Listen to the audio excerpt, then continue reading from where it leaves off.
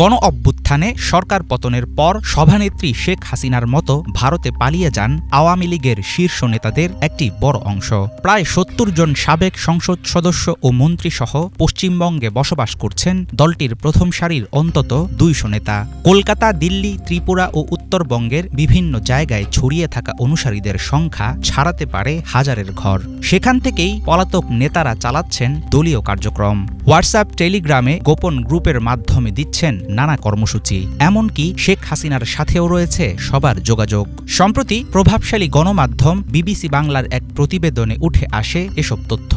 ঢাকার সাথে দ্বিপক্ষীয় সম্পর্কে তিক্ততা বৃদ্ধির আশঙ্কা থাকলেও কেন আওয়ামী লীগকে কার্যক্রম চালাতে দিচ্ছে নয়াদিল্লি? বাংলাদেশকে অস্থিতিশীল করে কি লাভ ভারতের? সামাজিক যোগাযোগ মাধ্যমে শেখ হাসিনার সাম্প্রতিক লাইভের জেরে উত্তাল হয়ে ওঠে বাংলাদেশ। মুজিব পরিবারের বাসভবন গুড়িয়ে দেয়া সহ দেশব্যাপী জনতার রোষানলে পড়ে আওয়ামী লীগ নেতাদের ঘরবাড়ি। পরিস্থিতির উত্তাপ না কমতেই বিবিসির প্রতিবেদন নতুন করে সামনে আনল ভারত থেকে দলীয় কার্যক্রম চালানোর খবর। ঢাকার পক্ষ থেকে দিল্লিকে বেশ কয়েকবার কড়া ভাষায় নিষেধের পরেও বন্ধ হয়নি হাসিনার ভার্চুয়াল উপস্থিতি। অনেকের ধারণা প্রতিবেশী দেশে বসে এসব পদক্ষেপের জোরে নিজেদের অবস্থান সংহত করতে চাইছে আত্মগোপনে থাকা দলটির নেতাকর্মীরা। পলাতক আওয়ামী লীগ নেতারা মাঠ পর্যায়ে যোগাযোগের জন্য ব্যবহার করছেন হোয়াটসঅ্যাপ, টেলিগ্রামের মতো বিভিন্ন ডিজিটাল মাধ্যম। বিবিসি বাংলা জানায়, উপজেলা, জেলা ও সহযোগী সংগঠনগুলোর নানা স্তরের সাথে পারস্পরিক যোগাযোগ রক্ষার জন্য হোয়াটসঅ্যাপ, টেলিগ্রাম, ফেসবুকে বানানো হয়েছে অনেক গ্রুপ। আত্মগোপনে থাকা নেতাদের তরফ থেকে এসব গ্রুপে দেয়া হয় বিভিন্ন নির্দেশনা। ভয়েস চ্যাটের মাধ্যমে নিজেদের মাঝে চলে মতামত ও তথ্য বিনিময়। দলের সাম্প্রতিক কর্মসূচির ছবি, ভিডিও নিয়মিত শেয়ার করা হয় এসব গ্রুপে। দেশ থেকে পালিয়ে শেখ হাসিনার ভারতে আশ্রয় নেয়ার পর বিভিন্ন সময়ে তার দলের নানা স্তরের নেতারা পালিয়ে যান প্রতিবেশী দেশে। বিভিন্ন সীমান্তে দুর্গম এলাকা পেরিয়ে অনেকে সেখানে প্রবেশ করেছেন অবৈধভাবে। ভারতের গোয়েন্দা সূত্রগুলোর বরাতে বিবিসি জানায়, মেঘালয়, ত্রিপুরা এবং পশ্চিমবঙ্গের উত্তরাঞ্চলীয় সীমান্ত দিয়ে ৫ই আগস্টের পরের কয়েকদিন ভারতে এসেছিলেন অনেক আওয়ামী লীগ নেতা। এছাড়াও ইউরোপ, আমেরিকার বিভিন্ন দেশেও পাড়ি জমিয়েছেন দলটির প্রভাবশালী নেতৃত্বের একটি অংশ। নির্ধারিত অ্যাপে শেখ হাসিনাকে মেসেজ করলে পাওয়া যায় ফিরতি জবাব। ভারতে পলাতক এক নেতার বরাতে এমন চমকপ্রদ তথ্য দেয় বিবিসি বাংলা। গণমাধ্যমটির প্রতিবেদনে বলা হয়, সাবেক প্রধানমন্ত্রীর সঙ্গে অনেক নেতাকর্মীর রয়েছে নিয়মিত যোগাযোগ। কিছু বিশ্লেষকের ধারণা, হাসিনার সাম্প্রতিক ফেসবুক লাইভ ও বিভিন্ন সময়ে ফাঁস হওয়া অডিও বার্তার পেছনে থাকতে পারে সুদূরপ্রসারী কোনো ষড়যন্ত্র। ভারতের মাটিতে বসে ডিজিটাল মাধ্যম ব্যবহার করে আওয়ামী লীগ নেতাদের চালানো সংঘবদ্ধ কর্মকাণ্ড আগামীতে বাংলাদেশের জন্য হতে পারে হুমকির কারণ। হাফিজুল ইসলাম, বাংলা ভিশন।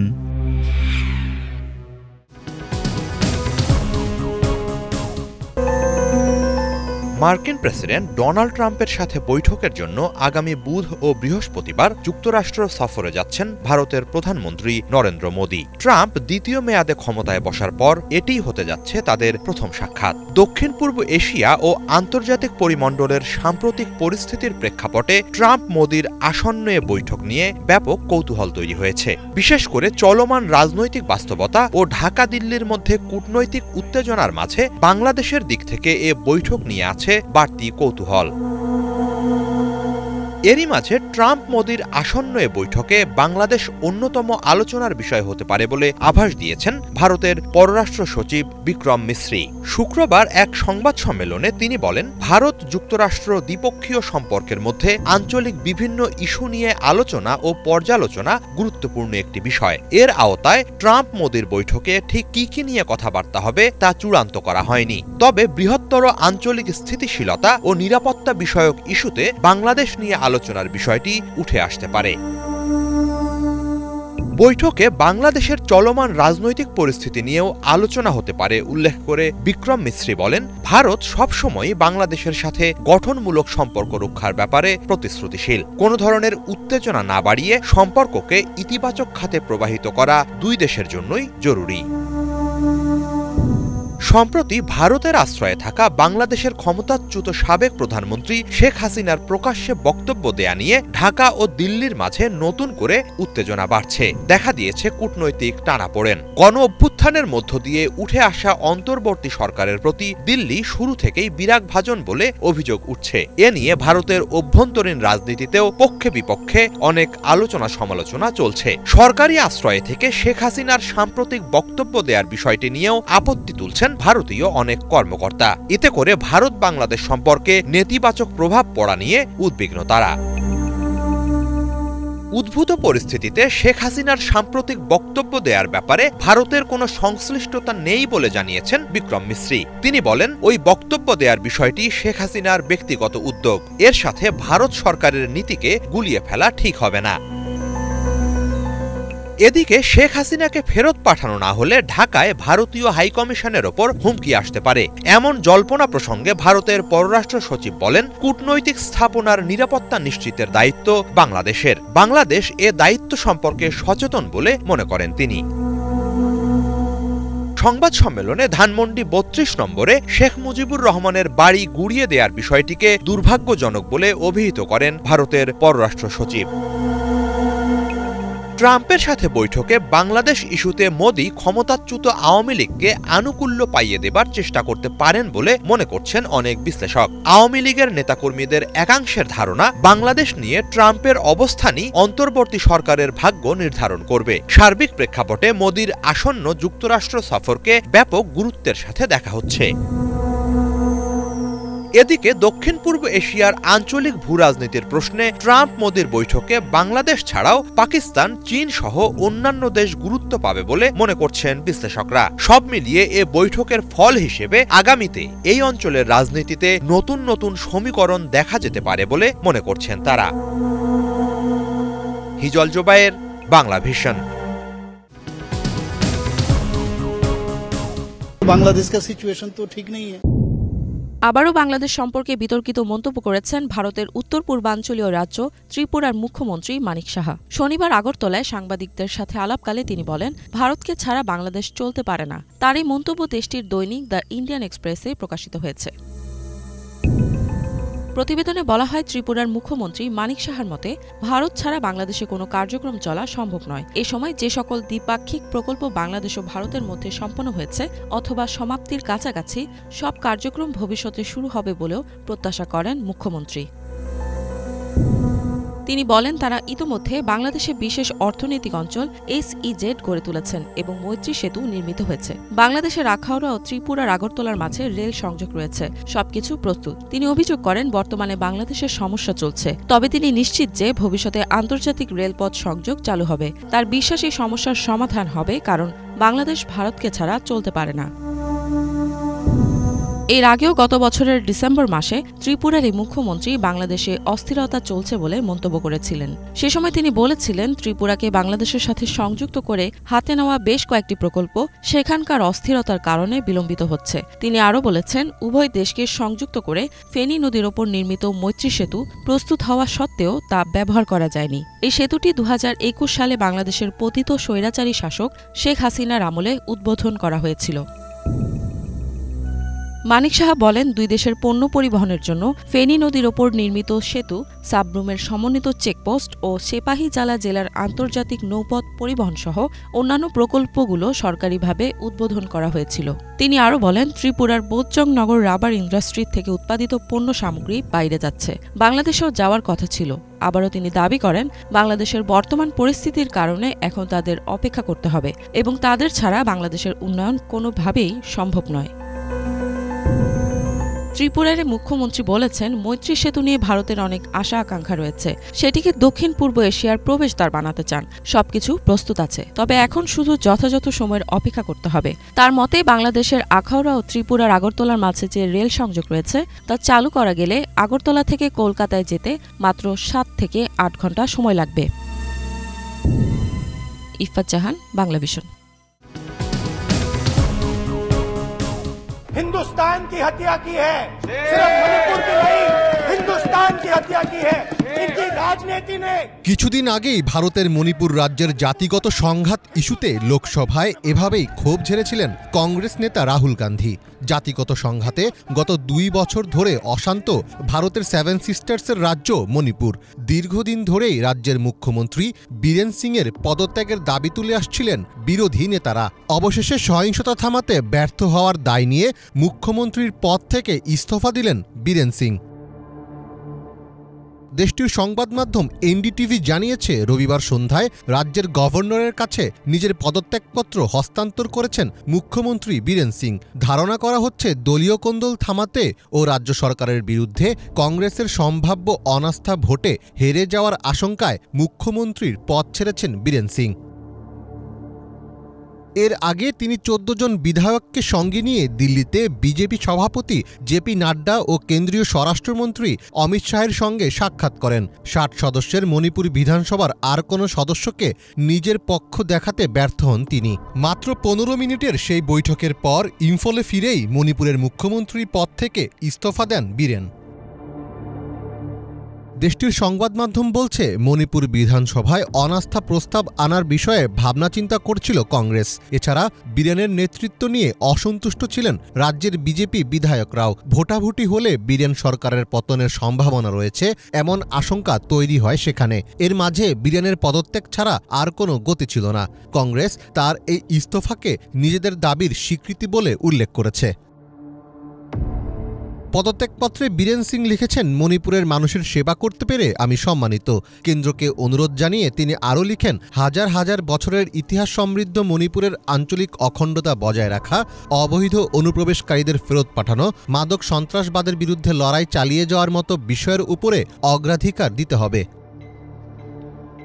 তবে বীরেন সিংয়ের পদত্যাগের কারণ হিসেবে এরই মধ্যে আলোচনায় এসেছে তার ফাঁস হওয়া একটি কল রেকর্ড। অডিও টেপটিতে শোনা যায় মুখ্যমন্ত্রী মেইতি সম্প্রদায়ের কাউকে রাজ্যের অস্ত্রভাণ্ডার লুটের পরামর্শ দিচ্ছেন এবং তারপরে যাতে তাদের পুলিশ গ্রেফতার না করে সে ব্যাপারে আশ্বস্ত করছেন।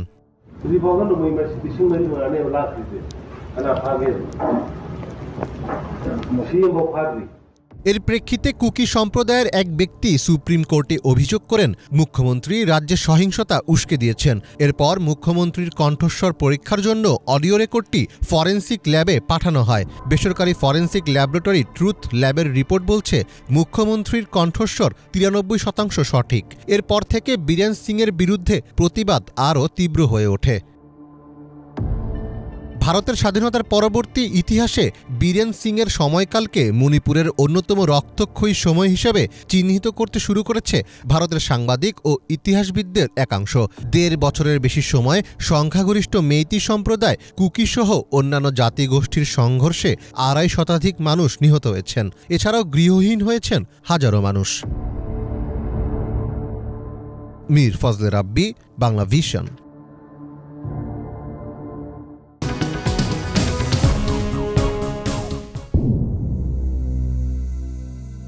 ট্রাম্পের চাওয়া গ্রিনল্যান্ড, অন্যদিকে ডেনমার্ক কিনে নিতে চাইছে ক্যালিফোর্নিয়া। ডেনমার্কিফিকেশন নামে ডেনমার্কের একটি সামাজিক সংগঠন যুক্তরাষ্ট্রকে এই নাটকীয় প্রস্তাব দিয়েছে। তারা বলছে ট্রাম্পের কাছে গ্রিনল্যান্ড বিক্রি নয়, বরং মার্কিন অঙ্গরাজ্য ক্যালিফোর্নিয়া কিনে নেয়ার মধ্য দিয়ে ডেনমার্কেরই ভূখণ্ড বাড়ানো উচিত। এ অবস্থানের পক্ষে জনমত বাড়াতে অনলাইনে গণস্বাক্ষর কার্যক্রম শুরু করেছে ডেনমার্কিফিকেশন। এরই মাঝে 2 লাখের মতো মানুষ এতে স্বাক্ষর করেছে। অনলাইনে চালানো ওই ক্যাম্পেইনে ক্যালিফোর্নিয়া কিনে নিতে চাওয়ার সপক্ষে ডেনমার্কিফিকেশন বলছে ডেনমার্কবাসীর আরও অনেক বেশি সূর্যের আলো প্রয়োজন, যা পাওয়া যাবে ক্যালিফোর্নিয়ায়। একই সাথে প্রযুক্তি খাতে শক্তিশালী ক্যালিফোর্নিয়া নিজেদের অংশ হওয়া মানে ডেনমার্কও এ খাতে শক্তিশালী হবে। এছাড়া মিলবে প্রচুর অ্যাভোকাডো টোস্ট ও অনায়াসে ডিজনিল্যান্ড ভ্রমণের সুযোগ। ক্যালিফোর্নিয়ার বিনিময় মূল্য হিসেবে মার্কিন প্রেসিডেন্ট ট্রাম্পকে $1 ট্রিলিয়ন দেওয়ার প্রস্তাব দিয়েছে ডেনমার্কিফিকেশন। ডেনমার্কের প্রত্যেক নাগরিক $18,000 করে অনুদান দিলেই এটি কিনে ফেলা সম্ভব বলছে তারা। একই সাথে ট্রাম্পকে উপহাস করে বিনিময় মূল্যের অংশ হিসেবে ডেনমার্কের পক্ষ থেকে অব্যাহতভাবে ডেনিশ পেস্ট্রি সরবরাহেরও প্রস্তাব দেয়া হয়েছে। এদিকে নীতিগত দ্বন্দ্বের কারণে ২০১৬ সালে ট্রাম্প প্রথম মেয়াদে ক্ষমতায় আসার পর থেকেই যুক্তরাষ্ট্র থেকে বিচ্ছিন্ন হয়ে স্বাধীন দেশ হতে চায় ক্যালিফোর্নিয়াবাসীর একাংশ। ব্রেক্সিটের সাথে মিলিয়ে এ আন্দোলনের নাম দেয়া হয়েছে ক্যালেক্সিট। ক্যালেক্সিটের ব্যাপারে গণভোট আয়োজনেরও চেষ্টা চলছে, যদিও বিদ্যমান সংবিধান অনুসারে যুক্তরাষ্ট্র থেকে কোনো অঙ্গরাজ্যের বিচ্ছিন্ন হওয়া সম্ভব নয়। এরপরও স্বাধীন হওয়ার তৎপরতা চালিয়ে যাচ্ছে বিভিন্ন সংগঠন। যুক্তরাষ্ট্রের সবচেয়ে সম্পদশালী অঙ্গরাজ্য বলা হয় ক্যালিফোর্নিয়াকে। ইন্টারন্যাশনাল মনিটারি ফান্ডের ২০২৩ সালের প্রতিবেদন অনুসারে এককভাবে বিশ্বের পঞ্চম বৃহত্তর অর্থনীতি ক্যালিফোর্নিয়ার, যা যুক্তরাজ্যের চেয়েও বড়।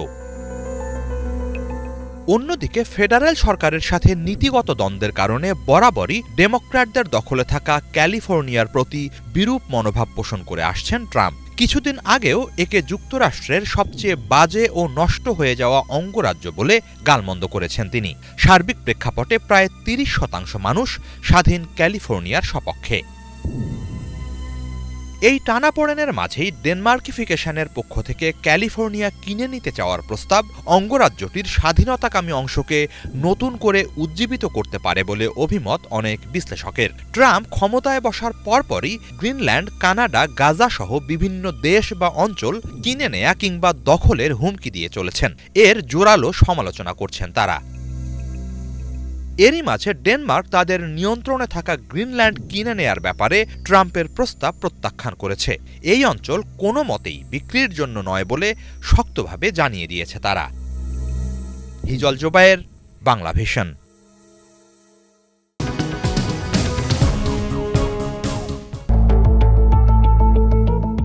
সময়টা একদমই ভালো যাচ্ছে না ভারতের প্রধানমন্ত্রী নরেন্দ্র মোদীর।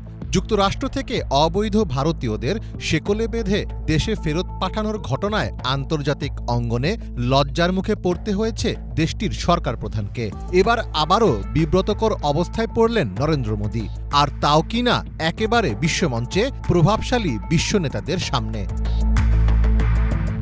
ফ্রান্সের প্যারিসে সোমবার থেকে শুরু হয়েছে 2 দিনের কৃত্রিম বুদ্ধিমত্তা বা AI শীর্ষ সম্মেলন, যেখানে অংশ নেন 100টি দেশের রাষ্ট্রপ্রধান, শীর্ষ সরকারি কর্মকর্তা, বিভিন্ন প্রতিষ্ঠানের প্রধান নির্বাহী এবং বিজ্ঞানীরা। আয়োজনে অংশ নিতে ফ্রান্সে পাড়ি জমান নরেন্দ্র মোদীও। এই সম্মেলনের একটি ভিডিওতেই দেখা যায় সেই বিব্রতকর দৃশ্য। সোশ্যাল মিডিয়ায় ছড়িয়ে পড়া একটি ভিডিওতে দেখা যায় মার্কিন ভাইস প্রেসিডেন্ট জেডি ভ্যান্সের পাশে বসে আছেন নরেন্দ্র মোদী। একসময় সেখানে উপস্থিত হন ফরাসি প্রেসিডেন্ট ইমানুয়েল ম্যাক্রো।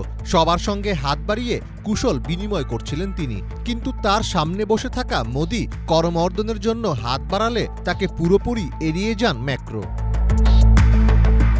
এ ঘটনায় বিব্রত হলেও মুহূর্তের মধ্যেই নিজেকে সামলে নেওয়ার চেষ্টা করেন মোদী। পাশে বসে থাকা অতিথিদের সঙ্গেই কুশল বিনিময় করেন তিনি। তবে মোদীকে উপেক্ষা করলেও আশেপাশে থাকা ইউরোপীয় কমিশনের সভাপতি উর্সুলা ভন ডার লেইন সহ অনেক অতিথির সঙ্গে হাত মেলাতে দেখা যায় ফরাসি প্রেসিডেন্টকে। এ ভিডিও সামাজিক মাধ্যমে ছড়িয়ে পড়তেই তা রাতারাতি ভাইরাল হয়ে যায়। নেটিজেনদের কেউ কেউ এই ঘটনাকে মোদির প্রতি ম্যাক্রোর কূটনৈতিক অবজ্ঞা হিসেবে উল্লেখ করেছেন, আবার কেউ কেউ বলছেন এটি অনিচ্ছাকৃতভাবেও হতে পারে। তবে ঘটনা যাই হোক না কেন, এমন কাণ্ডে মোদি যে ভীষণ লজ্জার মধ্যে পড়েছেন তা আর বলার অপেক্ষা রাখে না। কনফারেন্স শেষে আনুষ্ঠানিক ফটো সেশনেও আবার সেই ম্যাক্রোর পাশেই দাঁড়িয়েছিলেন মোদি। ফ্রান্স অনেক বছর ধরে ভারতের বিশ্বস্ত মিত্র হিসেবেই পরিচিত। বিশেষ করে প্রতিরক্ষা খাতে অনন্য উচ্চতায় উঠে গেছে ফ্রান্স ও ভারতের মধ্যকার সম্পর্ক। 2 দেশের মধ্যে রয়েছে কয়েক বিলিয়ন ডলারের প্রতিরক্ষা চুক্তি। গত বছর ভারতের প্রজাতন্ত্র দিবসের অনুষ্ঠানে যুক্তরাষ্ট্রের সাবেক প্রেসিডেন্ট জো বাইডেনকে প্রধান অতিথি করতে চেয়েছিল ভারত, কিন্তু বাইডেন তাতে সাড়া না দেয়ায় সেবার ফরাসি প্রেসিডেন্ট ম্যাক্রোকেই প্রধান অতিথি করেন মোদি। ম্যাক্রোর ভারত সফরে প্রতিরক্ষা উৎপাদনে সহযোগিতার জন্য ঘোষণা করা হয় প্রতিরক্ষা শিল্প রোডম্যাপ। একই বছর ব্রাজিলের G20 সামিটেও হাসিতে মারতে দেখা যায় 2 নেতাকে। তবে এত উষ্ণতা থাকা সত্ত্বেও বিশ্ব নেতাদের সামনে মোদিকে উপেক্ষা করে ভারতের জন্য ম্যাক্রো নতুন কোনো বার্তা দিলেন কিনা সে প্রশ্ন থেকেই যায়। মীর ফজলে রাব্বি, বাংলাভিশন।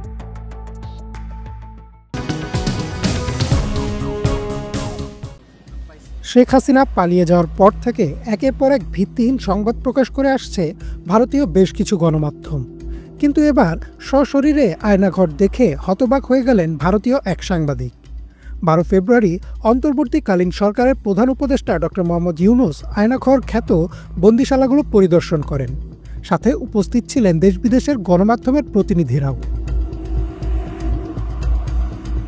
প্রধান উপদেষ্টার এই পরিদর্শনের সঙ্গী ছিলেন ভারতীয় গণমাধ্যম ইনস্ক্রিপ্টের সম্পাদক অর্কদেব। পরিদর্শন শেষে আয়নাঘরের এক কক্ষে থাকা একটি ধাতব চেয়ারের ছবি নিজের সামাজিক মাধ্যমে পোস্ট করেন তিনি, যে চেয়ারে বসিয়ে বন্দীদের দেয়া হতো ইলেকট্রিক শক। ছবির সাথে অর্ক লেখেন, এই চেয়ারটা দেখে রাখা জরুরি। ফ্যাসিবাদের জননী শেখ হাসিনার আয়নাঘরের একটি কক্ষে রাখা এই চেয়ার। হাই ভ্যালু বন্দীদের ইলেকট্রিক শক দিতে ব্যবহার করা হতো এই চেয়ার। অর্ক আরও লেখেন, সারাক্ষণ একজস্ট ফ্যান চলত এই ঘরগুলিতে। ফ্যান বন্ধ হলেই কান্না আর গোঙানি শব্দ শুনতে পাওয়া যেত। আর কিছুক্ষণ, আজ থেকে গোটা বিশ্ব আয়নাঘরের সব ছবি দেখবে। এছাড়াও অর্কদেব আয়নাঘরে বন্দী থাকা মাইকেল চাকমার সেলের ছবিও পোস্ট করেন। সাথে জুড়ে দেন মাইকেল চাকমার নিজের বক্তব্য। বুধবার প্রধান উপদেষ্টার অফিসিয়াল ফেসবুক পেজ থেকে জানানো হয়, ঢাকার 3টি এলাকায় এই গোপন বন্দিশালা ও টর্চার সেলগুলো পরিদর্শনের সময় উপস্থিত ছিলেন 6 জন উপদেষ্টা, আন্তর্জাতিক অপরাধ ট্রাইব্যুনালের চিফ প্রসিকিউটর তাজুল ইসলাম, গুম কমিশনের সদস্য ও গুমের শিকার 8 জন ভুক্তভোগীও। আয়নাঘর পরিদর্শন শেষে গণমাধ্যমের সাথে কথা বলেন ডক্টর ইউনূস। এ সময় তিনি বলেন, আওয়ামী লীগ দেশে আইএমএ জাহিলিয়াতের একটি নমুনা প্রতিষ্ঠিত করে গেছে। একেবারে সামান্যতম যে মানবিক অধিকার সেটুকু থেকে বঞ্চিত করে রেখে দেওয়া হয়েছে। আজকে এটা জাতির জন্য একটা বড় চূড়ান্ত রকমের একটা ডকুমেন্ট হবে। আপনাদের সাক্ষী রেখে আপনাদেরকে নিয়ে এসে আমরা শরিক হলাম এটাতে। যারা এই ভুক্তভোগী তাদের সঙ্গে কথা বললাম, কয়েকজনের সঙ্গে। ভুক্তভোগীদের সংখ্যা আমার জানার মতো 1700 প্লাস, 1750 প্লাস এরকম যারা ভুক্তভোগী। ওই যে খুপড়ির মধ্যে তাকে রাখা হয়েছে, গ্রামে তো মুরগির খাঁচা এর চাইতে বড় হয়। এরকম অবস্থা, মুরগিও নড়াচড়ার যেরকম জায়গা পায় না, ওরও নড়াচড়ার কোনো জায়গা নেই। ওকে অবস্থা রাখা হয়েছে, মাসের পর মাস, বছরের পর বছর তাকে অবস্থা রাখা হয়েছে। এদিকে জাতিসংঘের তথ্যানুসন্ধান দল জুলাই অভ্যুত্থানে ঘটে যাওয়া নৃশংস গণহত্যায় বিগত সরকার প্রধান শেখ হাসিনা সহ অনেকের বিরুদ্ধে গুরুতর মানবাধিকার লঙ্ঘনের প্রমাণ পেয়েছে। জাতিসংঘের মানবাধিকার হাই কমিশনার ভলকার টার্ক 12 ফেব্রুয়ারি সুইজারল্যান্ডের জেনেভায় এক সংবাদ সম্মেলনে এই রিপোর্ট প্রকাশ করেন। 114 পৃষ্ঠার এই রিপোর্টে জুলাই-আগস্ট মাসে বাংলাদেশে ঘটে যাওয়া গণহত্যায় সরাসরি শেখ হাসিনার সম্পৃক্ততা উঠে আসে। There are reasonable grounds to believe পুরনো সরকারের কর্মকর্তারা, তাদের নিরাপত্তা ও গোয়েন্দা সংস্থা এবং আগের শাসক দলের সদস্যরা গুরুতর ও পরিকল্পিত মানবাধিকার লঙ্ঘনের সাথে জড়িত রয়েছেন, এমন বিশ্বাস করার যথেষ্ট কারণ আছে। এসব অপরাধের মধ্যে রয়েছে শত শত বিচার বহির্ভূত হত্যা, মানুষকে অন্যায়ভাবে গ্রেফতার ও আটক করা, নির্যাতন ও অমানবিক আচরণ, এমনকি নারী ও শিশুদের প্রতিও চালানো হয় সহিংসতা। এসব ঘটনা ঘটানো হয়েছে আগের রাজনৈতিক নেতৃত্ব ও শীর্ষ নিরাপত্তা কর্মকর্তাদের জ্ঞাতসারে, সমন্বয়ে ও তাদের নির্দেশে। মূলত আন্দোলন দমন করা এবং ক্ষমতা ধরে রাখাই ছিল এর লক্ষ্য। জাতিসংঘের প্রতিবেদনে জুলাই আন্দোলন দমনে গণহত্যায় সরাসরি শেখ হাসিনার যুক্ত থাকার প্রমাণ সামনে আসার পরও কি তাকে শেল্টার দিয়ে যাবে ভারত, নাকি আন্তর্জাতিক চাপে মোদি ফিরিয়ে দিবেন বাংলাদেশে ওয়ারেন্টভুক্ত আসামি শেখ হাসিনাকে? ইমরান মাহমুদ, বাংলাভিশন।